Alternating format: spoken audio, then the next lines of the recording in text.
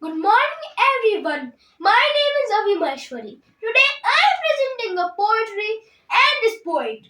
Mumtaz Ismail is a poet and his famous poetries are Speak of My Soul, The Micro Emperor, The Invisible Balm, The Valley of Kashmir, etc. English language and literature has always been a passion for her. She worked as an English teacher in a convent school for a few years. Her favorite classical poets are William Wordsworth and Khalil Gibran. Today I am presenting a poem of the Valley of Kashmir.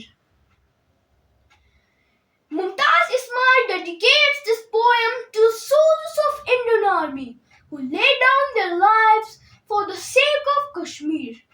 Oh my lovely Kashmir, each Indian's Kashmir, mountains of amethyst appear through filmy veils, the soft airwaves.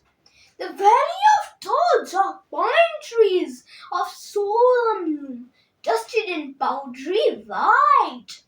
The lovely valley of flowers, the valley of apple orchards, the valley of green meadows.